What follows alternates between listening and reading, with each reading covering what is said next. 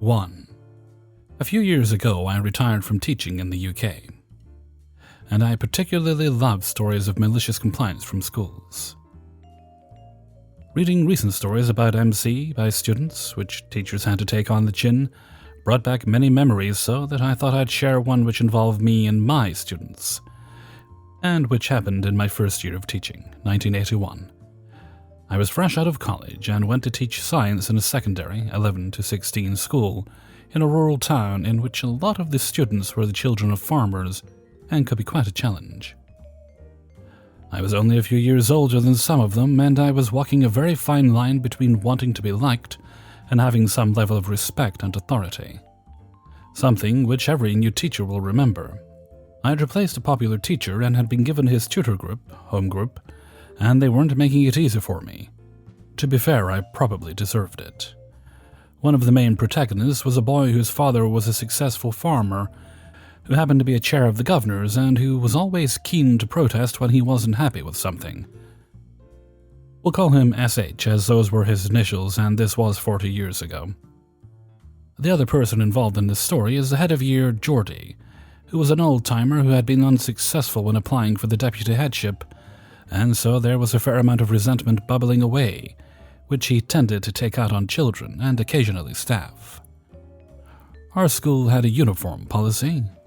I didn't have a problem with this as such, as it does act as a bit of a leveler, especially when families can't afford the latest fashion, and as tutor it was my job to make sure my children were appropriately dressed, which I was doing to the best of my ability. Anyway, many of the children were in basic uniform, but they sometimes pushed the limits of what was acceptable. A common problem was whether footwear was trainers or shoes. But as long as their appearance was within the spirit of the rules, I was pretty much okay with it. Geordie, however, was not. At a team meeting, he went on a rant about how standards were being allowed to slip and that we were not being vigilant enough. He reminded us that it was our job to maintain standards and ended with the demand that the next day we send to him any child who was not in proper uniform. He waved the school handbook at us and told us if we didn't know what that was, we could find it in there. I was well pissed. I was walking a fine enough line with these students, and this wasn't going to make my life any easier. Cue the malicious compliance. I checked the school handbook very carefully, and the next morning I was ready.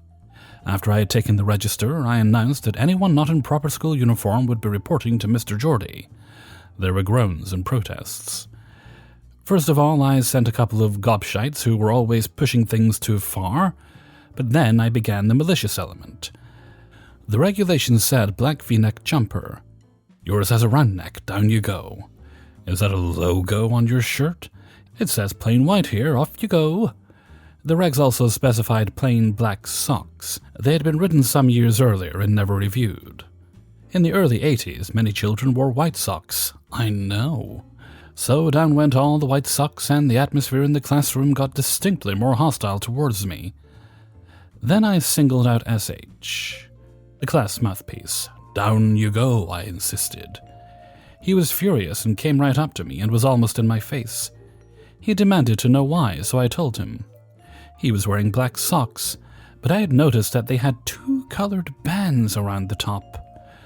I explained that the rule specifically said plain black socks and that his were not plain. He was mad and our eyes locked, and then it happened. To this day, I remember how his face changed as he realized that this was not me against him. It was us against Geordie. He then went round the class, helpfully pointing out all the minor infringements that I had missed, and we ended up sending every child in the class, apart from 3 or 4, who were in full uniform, and who were frankly disappointed not to be sent down. Geordie had gone hard on the first few children who went down, and then couldn't treat the others differently, so he got it in the neck from the parents, who didn't appreciate being contacted about stripy socks. Shortly after this, the rules were rewritten to be more flexible, as long as the spirit of the uniform was upheld. From that day on, I had a fantastic tutor group. SH became head boy and was a credit to the school, and worked as hard for me as any child I taught since. And in 40 years of teaching, despite many instances of malicious compliance, I never managed to top the time my students collaborated with me in an act of malicious compliance. 2. I'm a machinist and welder for the United States Air Force, and beyond what you can imagine from that, I also remove stuck hardware from aircraft or components when needed. We support a lot of agencies on base, but operate out of the flight line. A few years ago, I was stationed in the Midwest and working on tankers. I was a young airman and doing well enough to help with running the second shift. I was running the machine shop floor and managing the other airmen on shift, while our shift lead was there to assist in maintenance and inspecting on required repairs. It should be said that I was known for my no-nonsense attitude and getting into verbal disagreements with anyone who tried to push us around and try to get us to do something without following the right procedures. I would tell anyone, regardless of rank, that it was not right, and they can come back when they have the right paperwork. I was called the destroyer of dreams by my leadership, simply by doing the right thing and making people's lives harder for it. Anyway, on one particular Friday night, I was sitting at one of the computers in our office, checking on what maintenance we had left, or my email, I don't remember.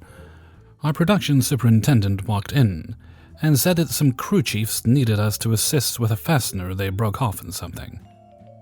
I grab one of the newer airmen and we go out to spot where the job is.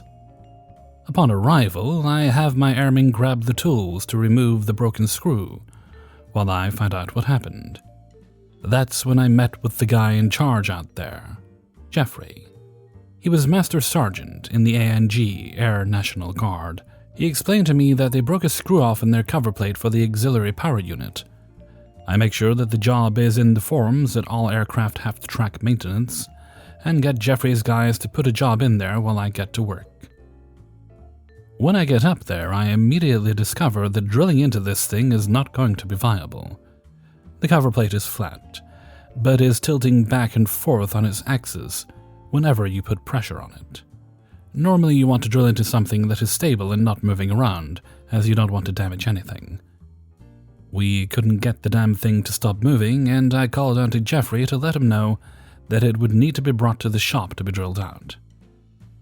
He looked up and said it was not possible and began to explain that it would be an 8-hour process to remove the APU just to get the plate out and over to us. He proceeded to climb up and try and show us how to hold and drill the plate. My airman and I just looked at each other. We just tried this shit. I tried again to drill it, but the plate just moved around and started to get damaged. I looked down, and this is a conversation that followed. "Hey sir, this isn't working and is going to come out. You just keep trying. We've been out all night and want to go home." I'll call my shift lead and ask for his advice because I don't know if this is possible.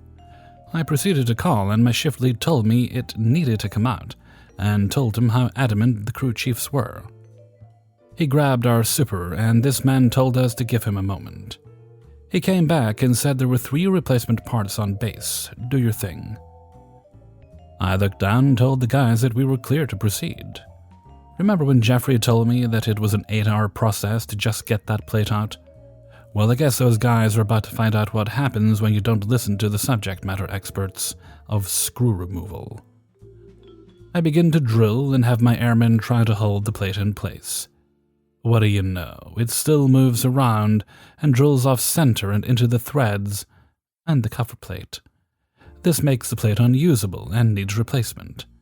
This took all of 5 minutes and will now take a total of 16 hours to replace. I pack my tools into the bag and climb down, and tell my airmen to put the tools back in their box. What followed was the best moment in my life so far. "Sir, we tried to drill it as you wanted, and the part is damaged." "So, we're good to go and replace the part?" "No, sir, the screw is still in there, and we damaged the part trying to drill it. We went through the threads and into the part, it's fucked." He simply looked down and sighed, and told his guys to pack up. We went back to the shop and got ready to go home. From what I heard, the guard guys were hazed by the active crew chiefs for making them come in on the weekend and not listening to us. I continued to be a pain to those that dared and was stationed somewhere else a year and a half later, to Asia. 3. So some time ago, when food delivery companies like Grubhub first started to make their appearance in my area, I decided to give one a shot and order ice cream from a local chain. This chain is well known for adding mix-ins to the ice cream right in front of you for moderate prices. I ordered 2 bowls of ice cream, one for me and one for my partner, and 2 chocolate-dipped waffle bowls as well. After 1.5 hours, the icy treats finally made their way to my door. I opened my sealed bag to find 2 to-go containers of ice cream and no waffle bowls. No big deal. As long as the ice cream was good, I could care less about the waffle bowls. Well, that would be a nope. My partner's ice cream tasted fine, but mine tasted like it was freezer burnt. You know that I accidentally left a container open in the back of the freezer taste? So I threw out the container and found the number to call the delivery company. After I contacted the delivery company, and they said I had to call the ice cream place first. Mind you, it is not done that way now, but at the time that was the way. When I called the shop, the owner came on and said that I was wrong and he would not authorize my refund unless I brought him the ice cream. Knowing that I spent about $40, I was not going to just go without a refund. So I got my partner, got my ice cream out of the trash and drove to the shop. Since it was a summer evening in a major city, the shop was really busy. I waited in line, presented the ice cream to the counter clerk and asked for my refund. The owner came out all full of himself and proceeded to make fun of me and let everyone know his product was superior. He took out the container of my ice cream and dumped it in a metal pan. He kept making fun of me, to the point where I was crying because I was so angry. I kept my mouth shut until I got my money back. In front of everyone, he picked up a spoon and started to eat my ice cream. My partner tried to stop him, but I didn't let him.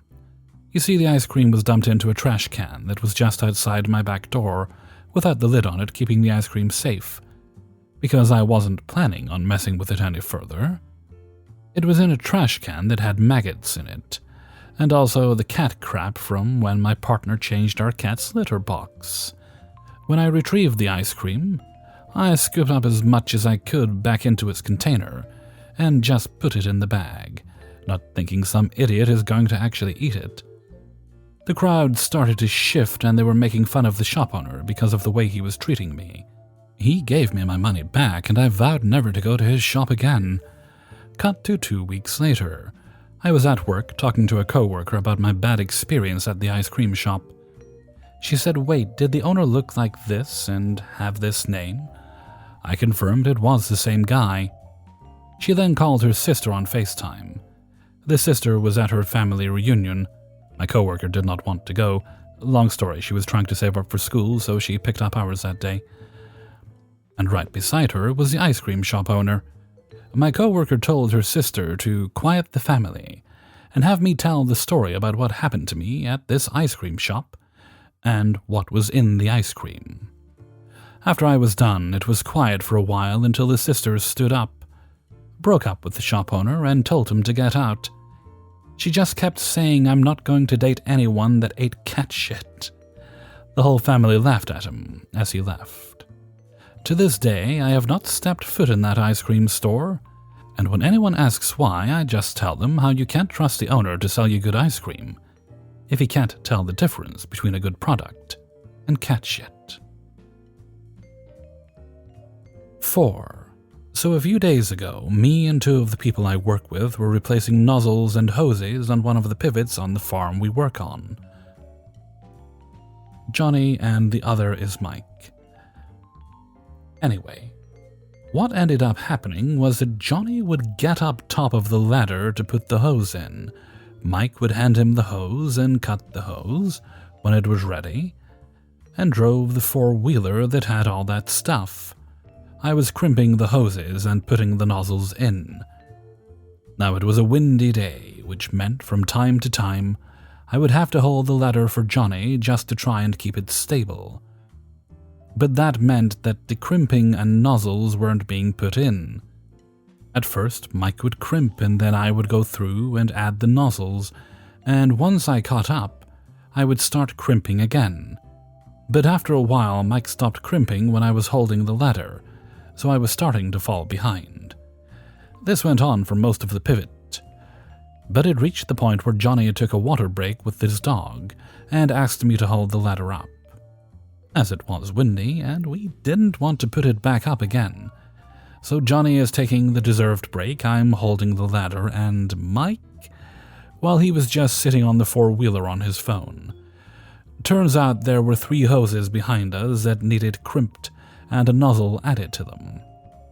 I would do them while I was waiting, but I was holding the ladder, so I asked Mike if he would please at least crimp those while we were waiting. His response? "Sure, but you'll drive the four-wheeler and do the hose and get it up there." Basically just saying we would switch jobs, which I didn't want to do. So I was just like whatever and went back to holding the ladder. I'm glad I just let it go then, because about an hour later, while Mike was getting Johnny some things he needed, one of his boxes on the four-wheeler fell off and spilled all the little parts everywhere. So Mike starts gathering them up, and I'm watching as I'm holding the ladder. The timing was perfect, because Johnny was ready to move on and start the next one. But Mike was occupied and couldn't drive the four-wheeler up, so naturally he asks me, "Horatio, would you please drive the four-wheeler up and start that?" You can probably see where this is going. "Oh, but I can't, Mike. That's part of your job. Besides, I gotta hold the ladder in this wind, so I'm busy anyway." Mike did seem like the message got through to him, and it did. He seemed to regret asking me, and also regret what he said. I did end up moving the four-wheeler forward, but just because I was ready to get done. I let Mike do the rest, though, and went back to crimping and putting the nozzles on. I say the message got through because towards the end of the pivot he did crimp them instead of leave them. But oh, it felt so good to throw that back at him, because it's not exactly the first time he's just lazed around like that and left things to others. Hopefully this will help with future situations. But I'm not holding my breath. 5. I went to work recently and I had a really hard night. I work in a very demanding industry with the general public. At work, sometimes people are very difficult, and that particular night, I was assaulted by a guest. It was a very difficult night and ended with a police response which was humiliating to me. That I needed help from an armed officer, I was embarrassed about it. When it was all said and done, I clocked out and I left work, and when I got to the transit center, I went to check my phone for the time, so I could see how long my wait would be. I discovered my phone was gone. I was upset because I knew I had to go back to the facility to search for it with some ops guys who would need to bring a flashlight so we could look into some nook and cranny. That took over an hour. After not finding it, as it wasn't turned in at command or in our office, I left. I traveled home and was very disappointed. I got my ass kicked and then somehow my phone came up missing. I then retraced my steps and realized that the last time I remembered having my phone was in the employee area, prior to clocking out. So it hit me that my phone had come up missing from an employee-only area, as staff have a separate entrance from guests. I then felt pissed off and determined. It hit me that after I got beat up at work by some wild, woolly mammoth motherfucker, one of my own coworkers ripped me off. I regretted not installing a phone tracking app in my phone. It was a cheap phone, but it was mine, and it was full of my contacts and login access and banking info, etc., etc. Pictures of the baby. I wanted it back. Not having it was going to make my life harder. At that point, it hit me that all the apps in my phone were probably tracking my phone. And so I wondered if there was any way I could track the phone from my laptop at home. After an hour or so of research and reading, and trying various tracking methods, I discovered that my Google account was logged in on both devices. So I could open the Google account on my laptop and go in and see the location of the other device logged into my Google account. To my surprise, The locator showed a pin on an apartment building not too far from me. Less than a mile away, to be exact. I felt adrenaline. I felt exhilarated. I was determined to get my phone back. I called the police and was told they couldn't deal with it until business hours the next day. I then waited until the crack of dawn and went over to this nearby building where I had tracked my phone to, after business hours had started, to check it out.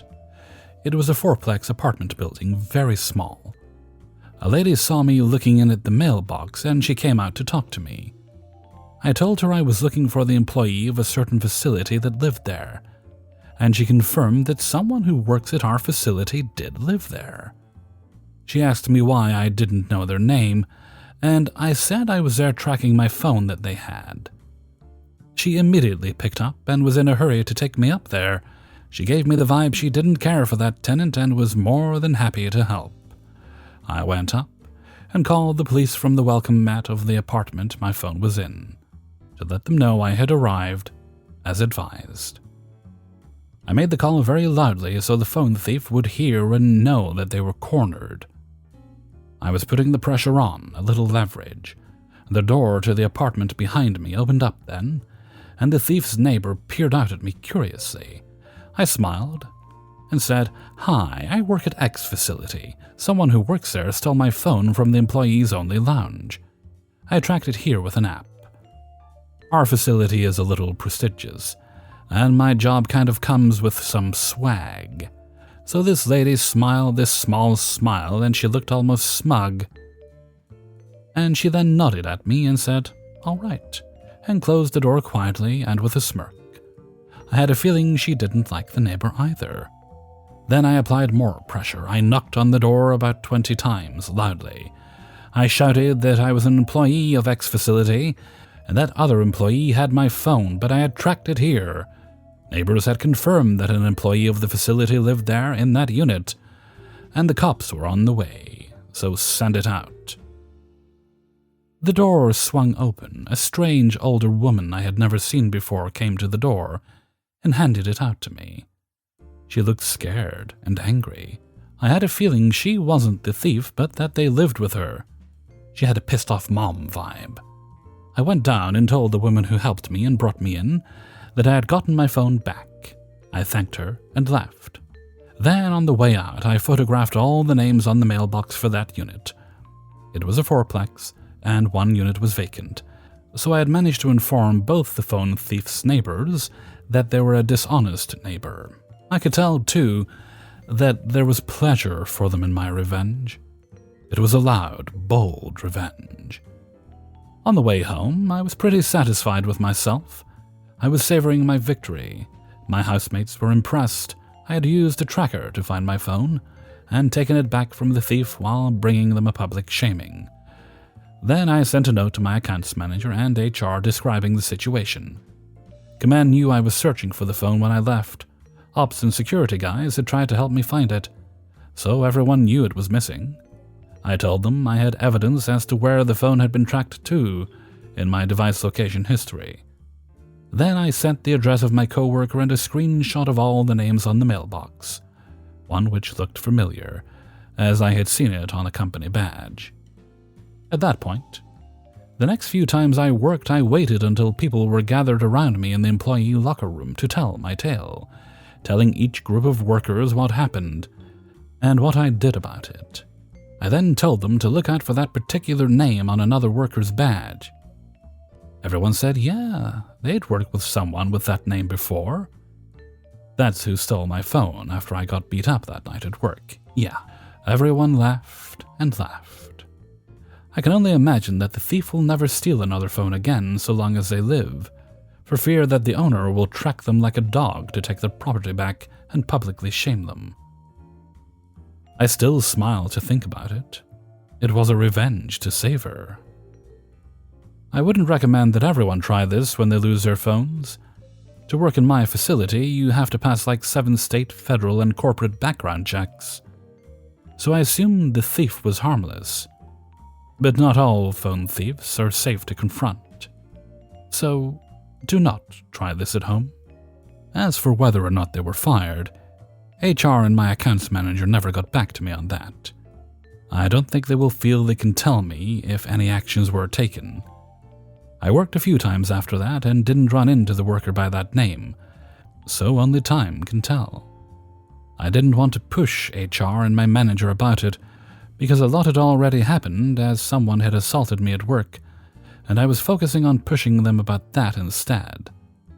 I feel I can't push my managers too much. They have the power. I need the money. Hey everybody, Hellfreezer here, and thank you very much for listening to Revenge is Ice Cream, episode 133. And thank you very much to everybody who allowed me to use their stories in this video. If you enjoyed the video, then please do share it with all your friends and family. And before we go on, I'd like to give a little shout out to the author of story number 3, Reddit user Jack's a Liar. That was the story with the less than delicious ice cream, but the very delicious revenge. Thank you very much, Jack's a Liar, for allowing us to use your story.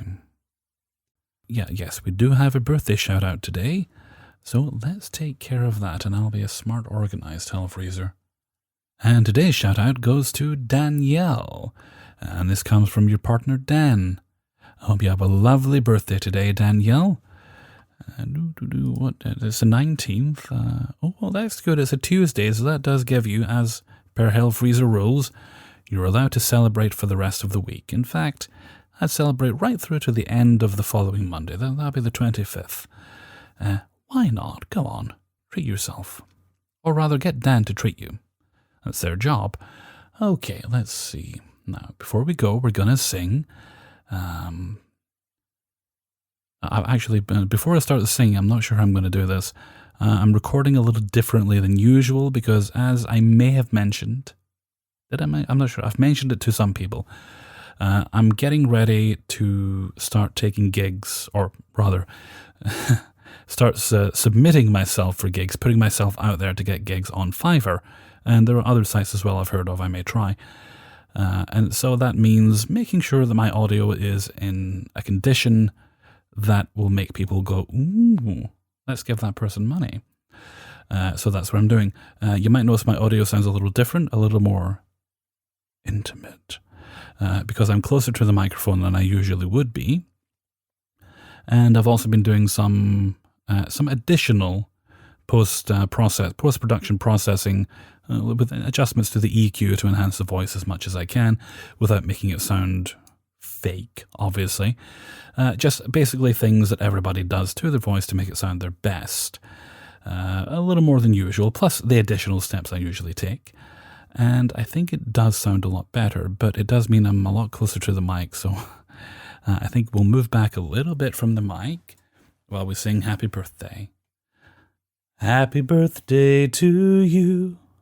Happy birthday to you. Happy birthday, dear Danielle.